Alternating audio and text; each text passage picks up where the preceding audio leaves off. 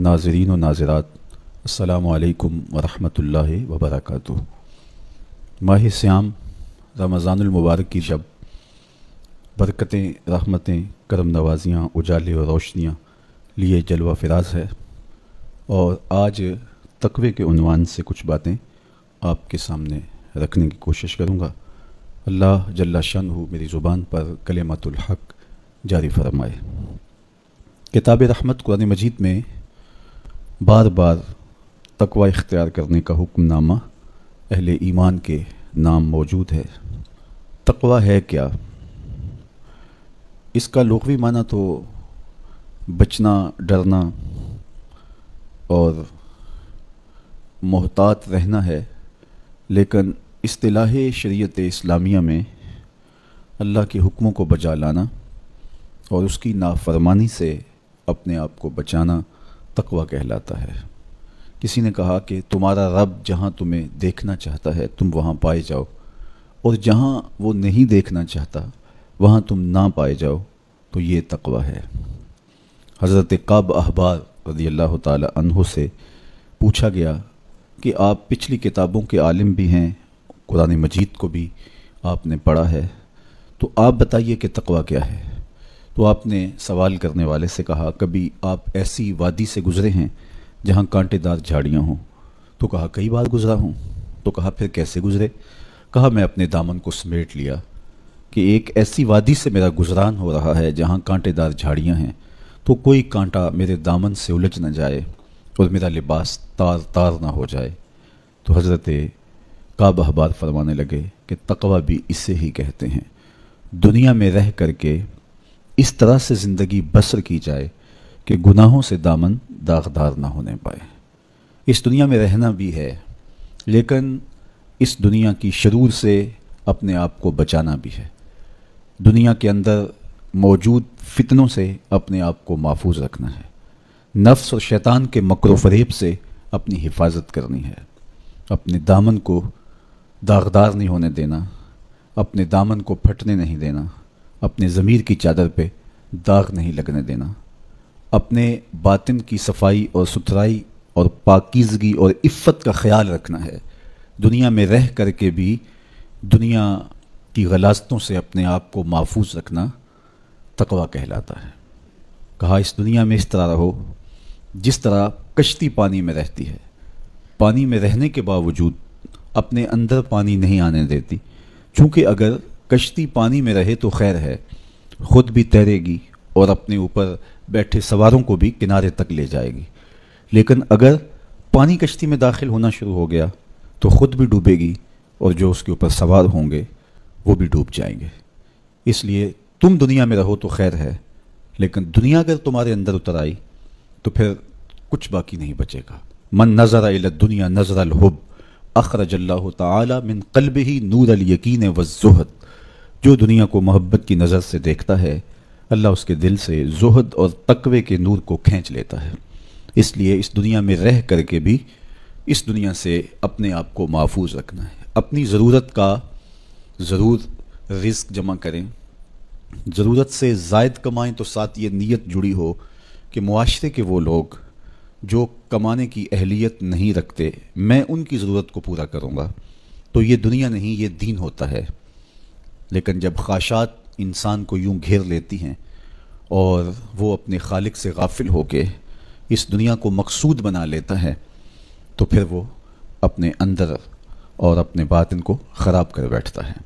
تو کعب احبار فرمانے لگے کہ تقوی یہ ہے کہ تم اپنے آپ کو جس طرح کانٹے دار جھاڑیوں کے اندر سے گزارتے ہوئے دامن بچاتے ہو، اور کوئی کانٹا تمہارے دامن سے الجھ کر تمہارے دامن کو تار تار نہ کر دے، تمہارا دامن پھٹ نہ جائے، تو احتیاط سے گزرتے ہو، تو دنیا میں بھی یوں محتاط رہو۔ سیدنا علی المرتضیٰ رضی اللہ تعالی عنہ سے تقوی کے حوالے سے دریافت کیا گیا، تو آپ نے بڑی جامع تعریف ارشاد کی۔ فرمایا کہ تقوی کیا ہے؟ فرمایا کہ تقوی یہ ہے کہ تم اللہ سے ڈرتے رہو، خوف خدا تمہارے سینے میں موجود رہے، قرآن مجید پر تمہارا عمل رہے، اور تم جو میسر آئے اللہ کی طرف سے اس پر تم قانے ہو، کم پر بھی قناعت تمہارا مزاج ہو۔ اور چوتھی چیز ارشاد فرمائی کہ تم آخرت کی تیاری میں اپنے آپ کو مصروف رکھو۔ یہ 4 وصف اگر تمہارے اندر موجود ہیں تو تم متقی کہلاؤ گے۔ سب سے پہلا وصف کیا ہے کہ اپنے آپ کو اللہ جل شانہ کے خوف میں مبتلا رکھو، اللہ کا ڈر تمہارے سینے میں موجود رہے۔ اللہ کا ڈر کس معنی اور کس مفہوم میں ہونا چاہیے؟ عمومی طور پہ بندہ سے ڈرتا ہے، بچھو سے ڈرتا ہے اور موذی جانوروں سے خوف زدہ ہوتا ہے، لیکن اگر ہتھے چڑھ جائیں تو انہیں چھوڑتا بھی نہیں، بلکہ ہمیں تو حکم دیا گیا اقتل الموذی قبل ان یوذی، قبل اس سے کہ موذی تم کو ایذا دے تم اس کا خاتمہ کر ڈالو، اگر تمہارے بس میں ہو تو تم انہیں مار ڈالو۔ تو عمومی طور پہ بندہ جس سے ڈرتا ہے اس سے نفرت بھی کرتا ہے، لیکن اللہ سے بندہ ڈرتا بھی ہے، اس سے محبت بھی کرتا ہے۔ تو یہ ڈر پھر کس مفہوم میں ہوا؟ تو کچھ اشیاء سے، کچھ لوگوں سے ڈر ان کے گزند کی وجہ سے ہوتا ہے، لیکن یہ ڈر جو اللہ کا بندہ مومن کے دل میں ہے یہ محبت کا ڈر ہے۔ جب کوئی کسی سے پیار کرتا ہے تو اس کی ناراضگی سے ڈرتا ہے، وہ روٹھ نہ جائے، وہ ناراض نہ ہو جائے۔ میری زندگی کا سارا سرمایہ تو اس کی خوشیاں ہیں، اس کی خوشی میری زندگی کا جمال ہے، اور اگر وہ روٹھ گیا تو میری زندگی اجڑ جائے گی۔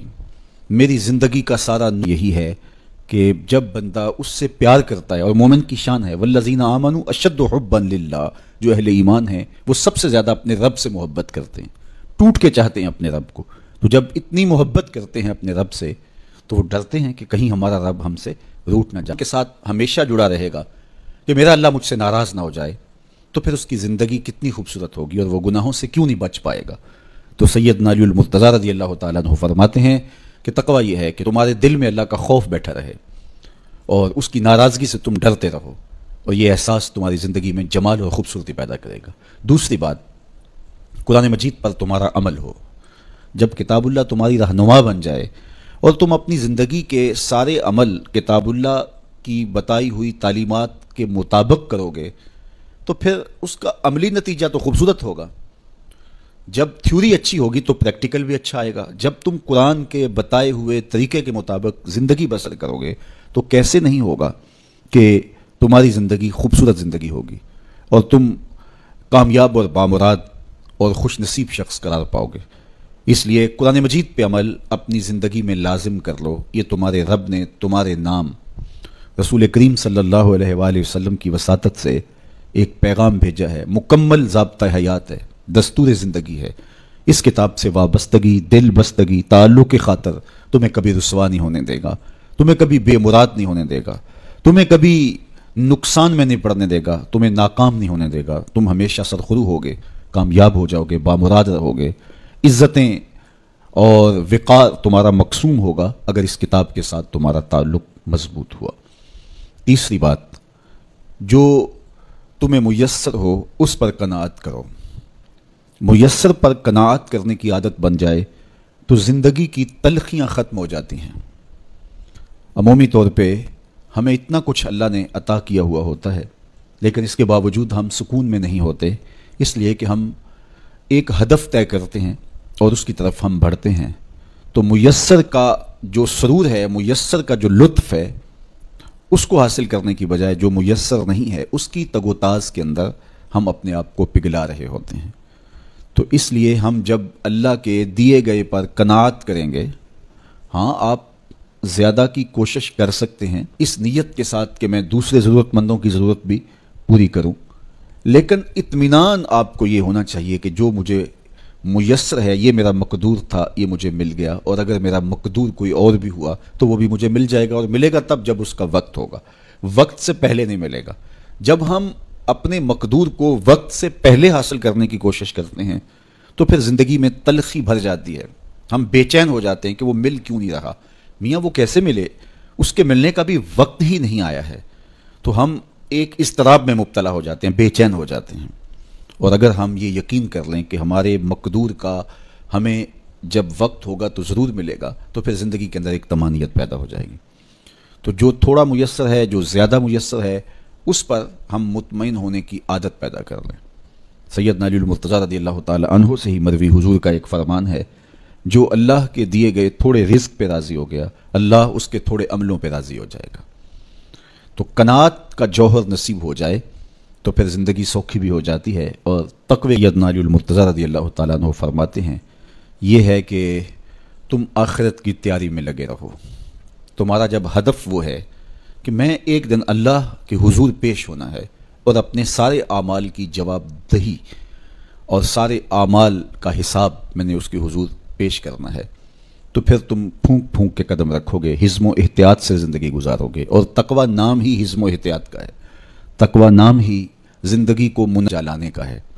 حضرت شیخ احمد شیخ مجدد الفسانی علیہ رحمہ فرماتے ہیں کہ تقوی دو چیزوں سے عبارت ہے، ایک اللہ کے حکموں کو بجا لانا اور ایک اللہ کی منع کردہ چیزوں سے اجتناب کرنا۔ اور بڑی خوبصورت بات آپ نے کی، فرمایا اللہ کے حکموں کو بجا لانا، اس کی اطاعت اور فرما برداری کرنا، یہ تو فرشتے بھی کرتے ہیں اور انسان بھی کرتے ہیں، لیکن وہ چیزیں جو منع کی گئی ہیں ان سے رک جانا تو یہ کام صرف انسانوں کا ہے، چونکہ فرشتوں کے اندر تو یہ چیز ہی موجود نہیں ہے، ان کے اندر خواہشات رکھی ہی نہیں گئی جن سے وہ رک جائیں، آرزوئیں رکھی ہی نہیں گئیں جن سے وہ باز آ جائیں۔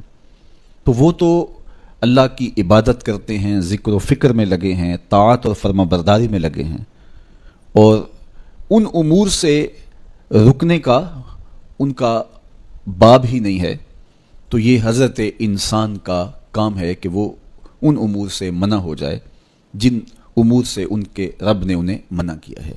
تو یہ شے حضرت انسان کو ممتاز کرتی ہے اور تقوی کے حصول کا ذریعہ اور ضامن بنتی ہے۔ اللہ جل شانہ حکموں کو بجا لانے کی کوشش میں لگا رہے، یہ تقوی کہلاتا ہے۔ میں موجود ہے کہ ان اللہ لا ينظر الى صورکم واموالکم، اللہ تمہاری صورتوں کو نہیں دیکھتا، اللہ تمہارے مالوں کو نہیں دیکھتا کہ کون کتنا خوبصورت ہے، کس کے پاس کتنی دولت ہے، نہ تمہاری صورتیں دیکھتا ہے، نہ تمہارے بنگلے دیکھتا ہے، نہ تمہاری جائیدادیں دیکھتا ہے، نہ تمہارا بینک بیلنس دیکھتا ہے، اموال سے سروکار نہیں ہے۔ وَلَٰكِن يَنظُرُ إِلَىٰ قُلُوبِكُمْ وَأَعْمَالِكُمْ، وہ تمہارے دل دیکھتا ہے اور تمہارے عمل دیکھتا ہے۔ تمہارے کپڑے پھٹے پرانے ہیں، جھونپڑے میں رہتے ہو، لیکن عمل خوبصورت ہیں، تمہارا قلب سلیم ہے، اس دل میں اللہ کی محبت، اللہ کا پیار رکھا ہے، اللہ جل شانہ کے محبوب کا پیار رکھا ہے، تو وہ دل خوبصورت ہے۔ تو تمہارے لباس پھٹے پرانے کیوں نہ ہوں، تمہارے رہنے کی جگہ انتہائی نا آسودہ کیوں نہ ہو، لیکن تمہارا دل اچھا ہے، تمہارے عمل اچھے ہیں، تو تمہارے رب کو یہ پسند ہے۔ تو تقوی کا مرکز تمہارا قلب ہے، تمہارا دل ہے۔ تو دل کی پاکیزگی، دل کی صفائی، دل کی ستھرائی، یہ اللہ جل شانہ کو محبوب ہے۔ ہم عمومی طور پہ اپنے ظاہر کو سنوارنے میں لگے رہتے ہیں، ہمارا رب ہم سے اس بات کا تقاضا کرتا ہے کہ تمہارا دل بھی ستھرا ہونا چاہیے، تمہارا دل بھی پاک ہونا چاہیے۔ باہو علیہ رحمہ فرماتے ہیں کہ دل کالے نالوں منہ کالا چنگا، جے کو یہ رمز پچھانے ہو۔ تو اصل تو پاکیزگی، طہارت، صفائی، عفت قلب کی ہے۔ تو اس لیے اللہ تعالیٰ جل شانہ نے مومنین کے قلوب کی پاکیزگی، طہارت اور صفائی اور عفت کا تقاضا اہل ایمان سے کیا ہے۔ اللہ جل شانہ نے بندوں کو جو عزت عطا کی ہے تو اس کا معیار تقوی کو قرار دیا۔ کون کتنا معزز ہے یہ اس کی دولت سے نہیں ناپا جا سکتا، اس کے قبیلے، اس کے خاندان سے نہیں جانچا جا سکتا، اس کے لباس سے آپ یہ اندازہ نہیں کر سکتے کہ یہ معزز شخص ہے۔ کسی شخص کا کسی قوم سے تعلق ہے اور وہ گوری رنگت والی قوم ہے، یا وہ کسی اور رنگت سے متعلق ہے، تو وہ اس کی عزت کا ظرف نہیں ہے۔ ان اکرمکم عند اللہ اتقاکم، تم میں سے معزز وہ ہے جو متقی ہے، جو پرہیزگار ہے۔